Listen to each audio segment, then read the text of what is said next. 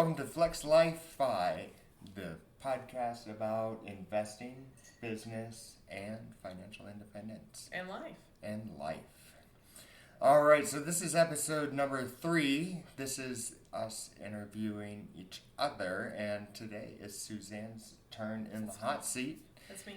And we are going kind of about our investments and how we're kind of going about our philosophies and how we kind of got started and what we're kind of going towards and what we're working towards.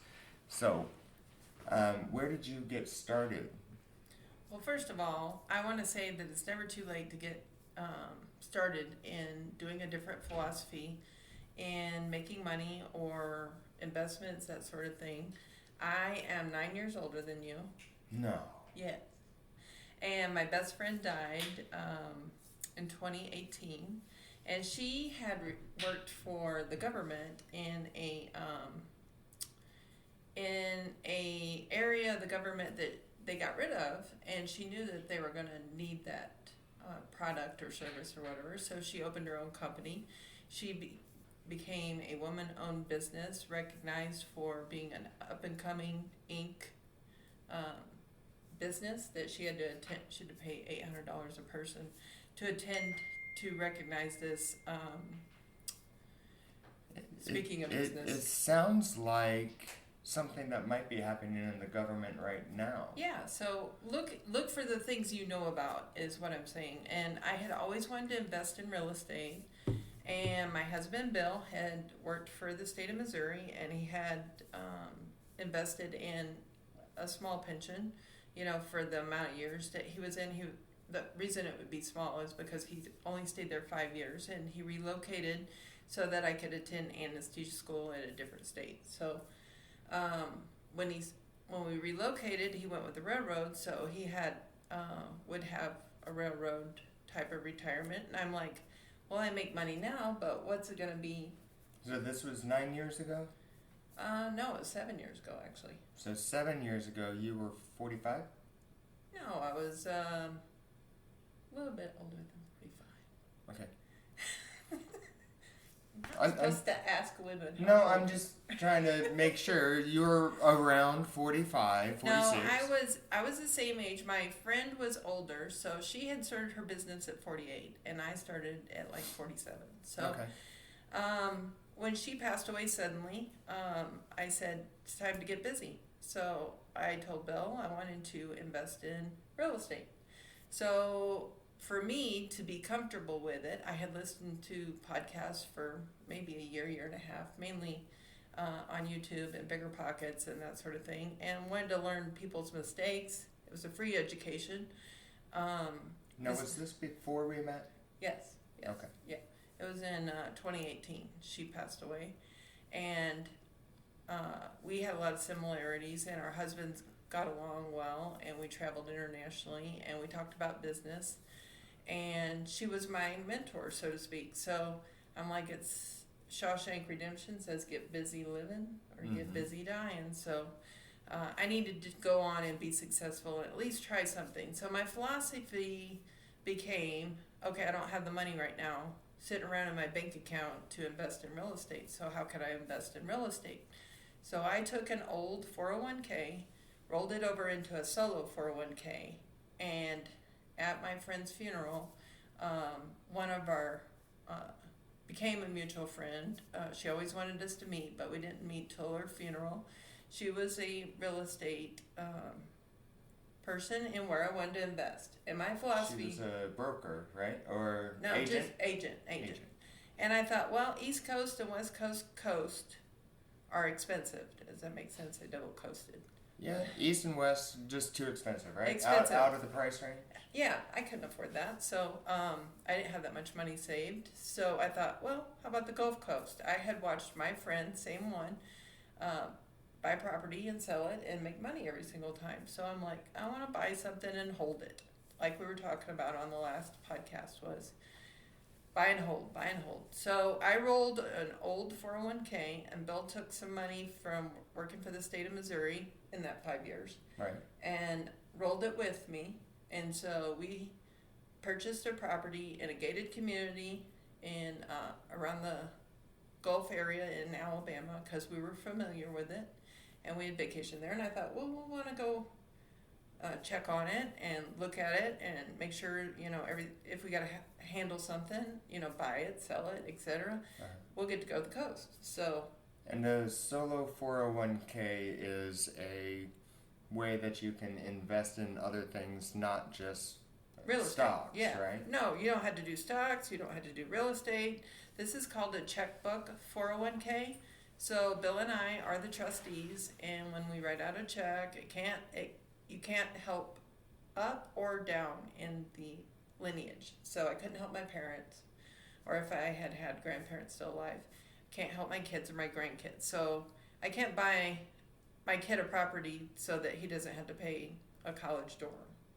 But we could rent it laterally. We could go sideways and help sister-in-law, brother-in-law, that kind of thing. Okay. Not saying help them, but I mean we could buy a property and rent it to them. Okay. They don't feel like it's one of the rules of the solo 401k is you cannot. They know you wouldn't make the best decisions, I guess.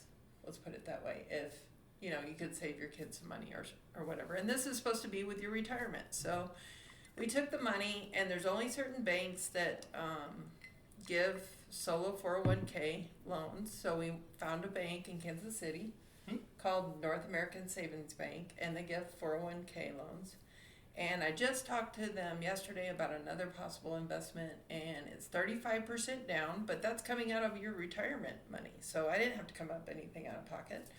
And so we wrote the check and bought the property. And by the time I bought the property, I had a great second tenant qualified. She was moving to that area to be the vice president of the Chamber of Commerce. And so she had a great income. And I'm like, yeah, let me, how do I get a second property? Where do I come up with the money? So our real estate agent said, are you guys thinking about you want to move down here? Because maybe you could buy it as a...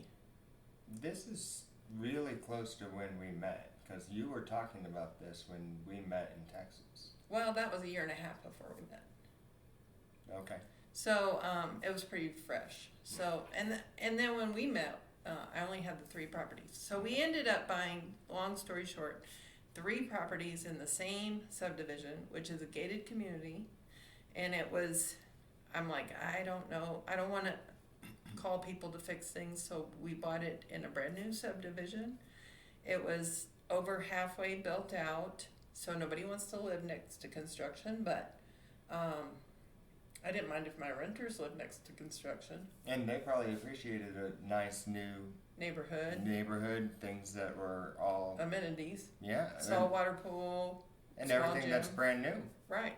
Super. And it came with a warranty. So if anything broke, even the appliances that it came with, it was crazy, is we called the warranty company and they would come out and fix it. So. Well, and they're all still there, taking care of all the other places. Right. Yeah. So it worked out good for us. We bought 3 properties. The first one we put 35% down. The purchase price was $229. The second one we put down 10%, and then the third one we put down 20%. And I ended up borrowing money out of Bill's retirement because he saw how I was getting these rented and at a great rate. And my philosophy was, if these get paid off in the next 15 years, since I was over 45, then the HOA, the insurance, and the taxes would come up to about, at the time, about $300 a month. It's probably around $400, $450 now. But the HOAs are very low, and they plan on staying low, hopefully, knock on wood. And we would have about $1,500 a month cash flow out of each property. So that would be a $4,500. You take those 3 properties, yeah. $1,500 in those days dollars, yeah, would be about a $4,500 a month, quote unquote, type pension. Yeah. So we still have, like, one renter is our original renter there from 2018. Awesome. So this July they'll be there 7 years. And then a lady we have in another one of the properties, the Chamber of Commerce lady moved out, and we moved in a renal dietitian, and she's been there 5 or 6 years, hadn't she, Bill? Yep. And the third property, they ended up buying that property from us, and John and I were in the Virgin Islands, Mm-hmm. and I found 4 duplexes, and what we did is we sold that one property, took the equity, which was already at $155,000, and rolled it in to buy 4 duplexes, and they Mhm. were all 3-bedroom, 2-bath, or bigger, Right. and so that one kind of gave birth to 8. Yeah. So You remember what I said? what? No, You don't remember what I said? no. You told me I better get off my butt and I make an said, offer. well, if you don't try, you'll never get them. Exactly. So we were in the process of selling our home in Missouri at the time, and I thought, Oh, well, who knows? I don't know if it'll happen, or Yeah, I don't know if yeah, I it should was try. and he, with his pushing and prodding Well- and encouraging and tons of paperwork of, you got to provide all your mortgages, your taxes, your insurance, all your statements and stuff. So many times in life and in business, a lot of times it's persistence, it seems. Yeah. And a lot of, if you don't go for it and if you don't try, you'll was never scared. know I was scared. if it's going to happen. Right. You know, a lot of times I say, oh, I don't think I could do that, or I don't think it'll happen. And you're like, well, if you don't actually go for it, you'll never know. And you're not going to You do miss it. out. You're going to miss out. So So- part of my philosophy again was, if these 3 properties are paid off in 15 years, hopefully they would appreciate from the purchase price of $229 to about $330. Mm-hmm. So why not have somebody else put money into my retirement for me? Now, we didn't buy all of these with our retirement, but I was kind of looking at this as a retirement option for us, is to bring in some extra income. So I'm like, we'll have $4,500 a month in income when they're all 3 rented, and they all stay rented, and we basically, is like, we get asked all the time when we're renting the duplexes, do you have a house available? We could rent these all day long in a gated community with a 2-car garage. People are like, yeah, sign me up. But You know what one of the upcoming episodes is going to be? what? When to lever up and when to pivot or do Oh, something That's different. a great idea. Yeah, it kind of goes along with what you're just talking about. But I thought, if they appreciate to $333 a piece, then somebody else has bought me $1 million worth of real estate. And somebody just doubled your retirement by changing one house to 3 duplexes. 4 duplexes. 4 duplexes. It started out as 3 duplexes. He was right. And then somebody backed out on one of the duplexes. We ended up getting a 4-bedroom, 2-bath duplex. Right. And it turned into 4 duplexes. So, yeah, now, we have 10 rentals down there, because we have the 4 duplexes, so we have 8 there, and then we have the 2 long-term in the gated community. And so I kind of got stuck after those first 3 houses, and I'm like, I don't see how I'm gonna ever be able to level up. Right. So But that just doubled and or tripled your retirement. at least, Yeah. but income wise, it's probably more than that, because you have 10 rentals instead of 3 rentals. And it diversified your numbers to where if you lost one tenant, you didn't It lose was- a third of it. Right. But you, in the meantime, also bought 1 more place, right? Well, Or 2 more, by virtue of your hotel, right? yeah, we ended up buying another property in St. Charles, Missouri, but that was a Bill thing. We'll have to talk about that. That's That's a whole nother deal. That's a whole nother can of worms. All But right. Well, another business, another time. yeah. Okay. And that's Airbnb more. This is your long term, all in, down on the Gulf Coast. But yeah, somebody else is now going to be paying for monthly income, and the properties have appreciated already over 333. Now inflation has went up as well, but all the properties are sitting at around 370 each.